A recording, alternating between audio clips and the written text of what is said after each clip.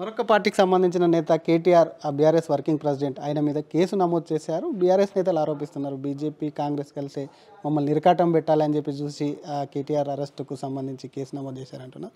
ఎట్లా చూస్తారు అసలు కాంగ్రెస్ దాంట్లో కూడా ఏదైనా కుట్రకోణం ఉందంటారా, లేకపోతే బీఆర్ఎస్ వాదనను మీరు ఏమన్నా తిప్పికొట్టే ప్రయత్నం చేస్తారు?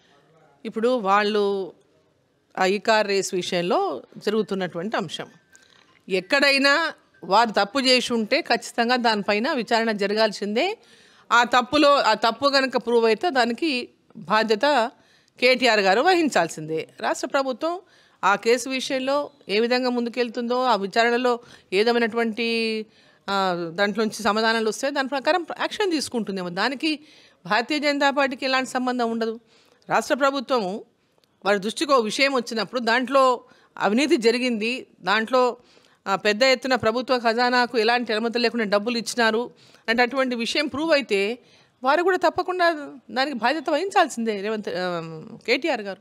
కానీ కేటీఆర్ కేసు అయినటువంటి కొన్ని గంటల్లోనే ఈడీ ఎంటర్ కావడం పైన కూడా తమకు బీజేపీ మీద అనుమానాలు పెరిగాయని బీఆర్ఎస్ నేతలు అంటున్నారు.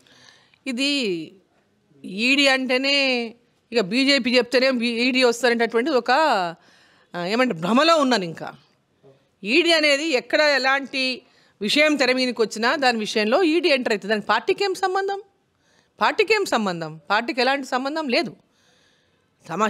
ఈడీ ఆ శాఖ ద్వారా వాళ్ళు చేయాల్సినటువంటి బాధ్యతను వాళ్ళు నిర్వర్తిస్తారు అంతే తప్ప దీనికి పార్టీలు చెప్తాయి, పార్టీ చెప్పింది. ఇప్పుడు కాంగ్రెస్ టీఆర్ఎస్ కుమ్ముక్కయి అనేక రాజకీయాలు చేసిండ్రు.